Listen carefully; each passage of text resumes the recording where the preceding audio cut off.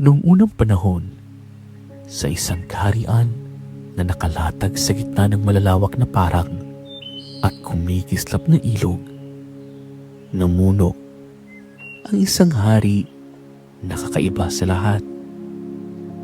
Si Haring Pixie. Maliit siya sa taas, halos kasing liit ng isang batang 5 taong gulang. Ngunit ang kanyang yabang ay singtaas ng tore ng palasyo. Sa tuwing naglalakad siya, lagi niyang inaangat ang baba na para bang tinitingnan niya ang lahat mula sa itaas. Kahit ang totoo'y halos hindi siya makita sa gitna ng mga kawal niyang matatangkad.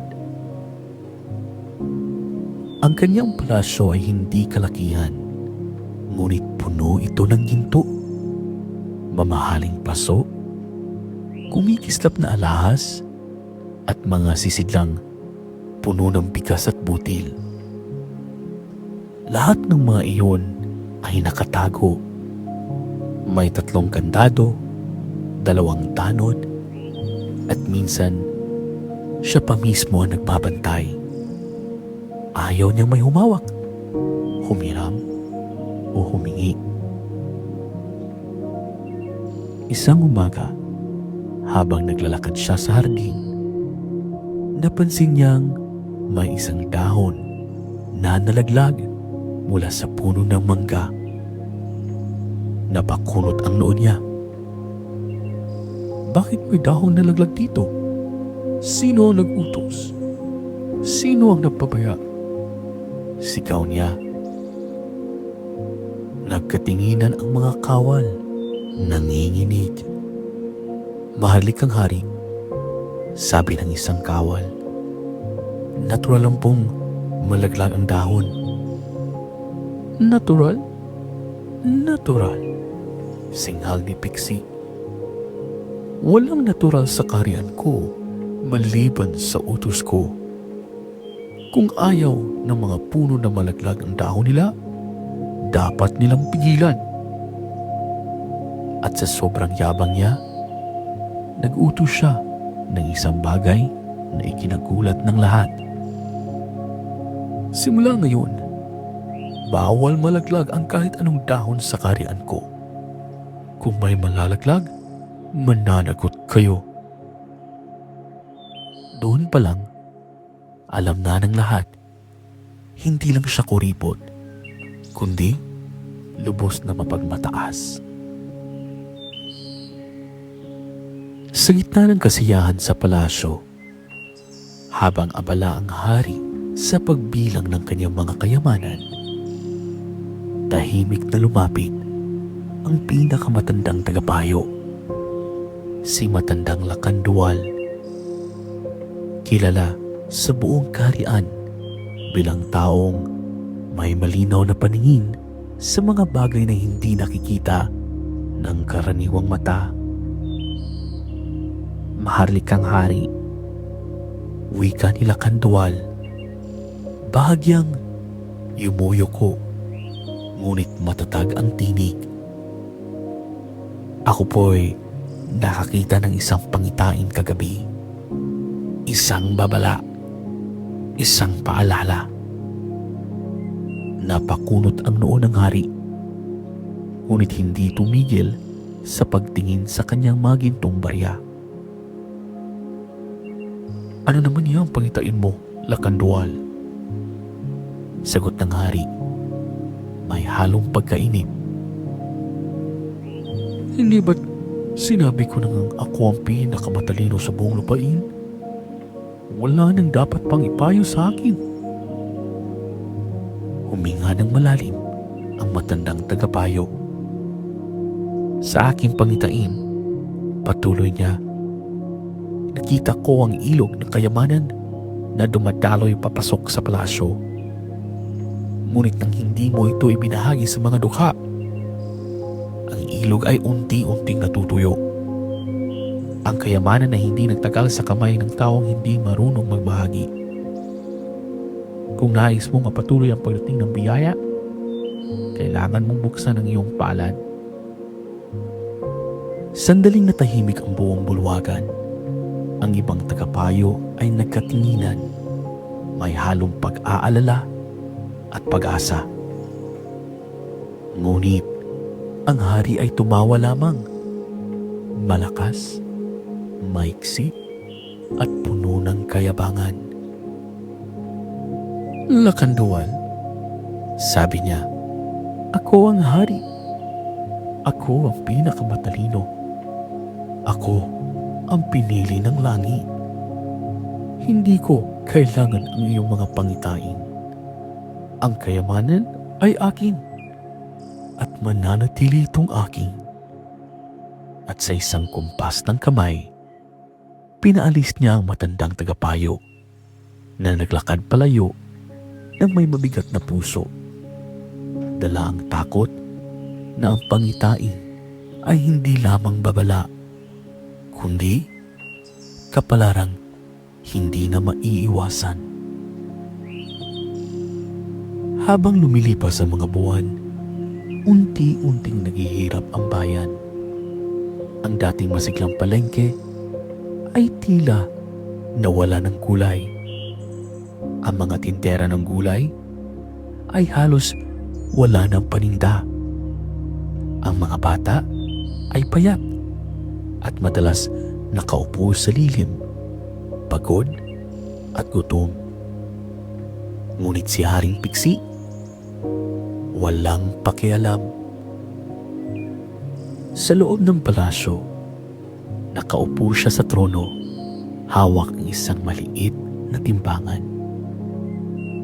Isa-isa niyang tinitimbang ang mga gintong barya. Tinitingnan kung may gasgas. At kung meron, nagagalit pa siya. "Bakit may gasgas ito? Sino ang humawak nito? Sino ang nagkulang sa pag-iingat?" reklamo niya. Samantala, sa labas, may isang magsasakang naglakas loob humingi ng tulong. "Mahal na hari, maaari po ba akong makahingi ng kaunting bigas? Wala na pong makain ng aking pamilya." Ngunit imbes na maawa, tumawa si Piksi. "Bigas? Sa akin? Huwag kang magbiro. Kung nagugutom ka, kumain ka ng hangin. Libre lang iyon." At pinagtawanan niya ang magsasaka hanggang sa ito'y mapaiyak. Isang araw ng tag-init, dumating sa bayan ang isang matandang babae. May tungkod siyang yari sa kahoy. May lumang basket sa likod at ang kanyang mga mata ay tila nakita na ng libu-libong taon. Siya ay isang diwata na naglalakbay upang subukin ang puso ng mga pinuno. Paglapit niya sa palasyo, huminto siya sa harap ng hari. "Mahal na hari," magalang niyang sabi, "ako po ay pagod sa paglalakad. Maaari po bang makahingi ng isang basong tubig at kaunting pagkain?" Nagtaas ng kilay si Piksi. Tiningnan ng matanda mula ulo hanggang paa at ngumisi. "Tubig? Pagkain? Sa akin? Hindi ba't may mga paa ka? Gamitin mo. Hindi ito bahay kawang gawa." At iniwan niya ang matanda sa ilalim ng tirik na araw. Naglakad ang diwata sa buong bayan, ngunit walang naglakas loob tumulong. Ang mga tao ay takot na takot sa hari. Kaya nagpatuloy siya hanggang sa gilid ng ilog, kung saan siya napaupo, gutom at uhaw. Kinagabihan, bumalik siya sa palasyo. Ang buwan ay bilog at ang hangin ay malamig. Haring Pixie, huling pakiusap niya. Kahit mumunting tinapay lang po. Ngunit imbes na maawa, tumawa ang hari ng malakas. Tinapay? Gusto mong mabusog? Pues, magtanim ka. Hindi ako nagbibigay sa mga tamad. At sa sobrang yabang niya, nagdagdag pa siya. At bakit ba ako kakausap sa isang hamak na matanda? Tingnan mo ako. Ako ang pinakamayaman, pinakamakapangyarihan, at pinakamahalagang nilalang dito. Nagbanting ang tenga ng diwata. Tumayo siya ng tuwid. Ang hangin ay biglang huminto.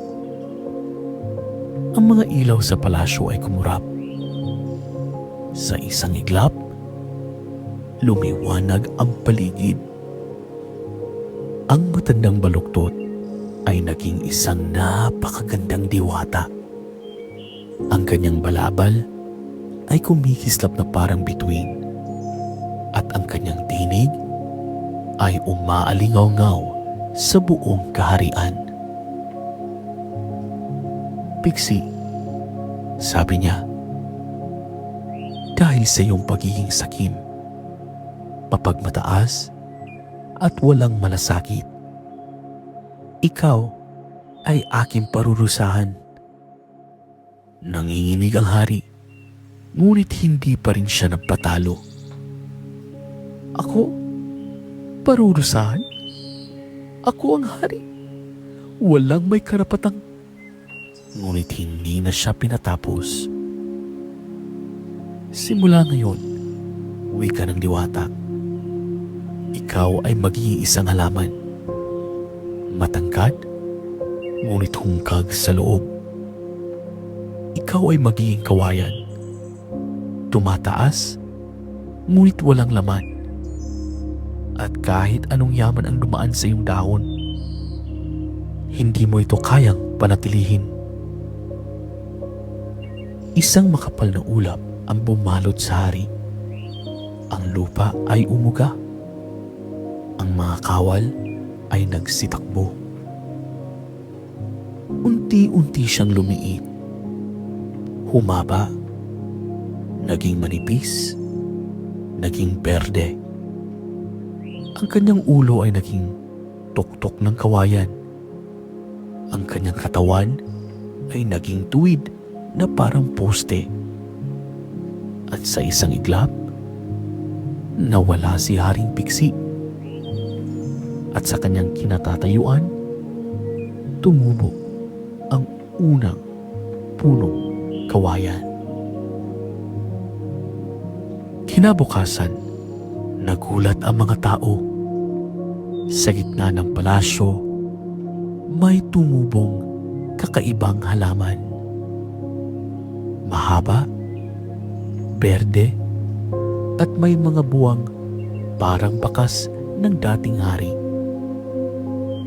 Kapag humahangin, tila may daing at panaguhoy na para bang may nagsisisi. Habang lumilipas ang mga araw, napansin ng mga tao ang isang kakaibang ugali ng kawayan. Sa bawat ihip ng hangin, marahan itong yumuyuko. Hindi tulad ng ibang puno na nananatiling tuwid at matigas. Ang kawayan ay laging nagbabalik sa lupa, tila nagbibigay pugay. At doon nila naunawaan ang tunay na aral ng sumpa. Si Haring Pixie, na dating ubod ng yabang at taas noo, ay natutong yumuko. Natutong mapakumbaba. Natutong tanggapin na ang tunay na lakas ay hindi nakukuha sa pagmamataas, kundi sa pagiging handang yumuko kapag kailangan. Kaya hanggang ngayon, ang kawayan ay laging nakayuko sa hangin. Isang paalala ng isang haring minsan naging sakim, ngunit sa huli natutong maging mapagkumbaba. Ang kayamanan ay kumukupas, ngunit ang kabutihan ay hindi. Ang tunay na halaga ng tao ay nasusukat sa malasakit, hindi sa yaman. At tulad ng kawayan, ang taong marunong yumuko at magpakumbaba ay hindi nababali ng unos. Ang pagiging mapagbigay at mapagkumbaba, kahit minsan ay hungkag ang bulsa, ay higit na mahalaga kaysa sa pagiging sakim at mapagmataas.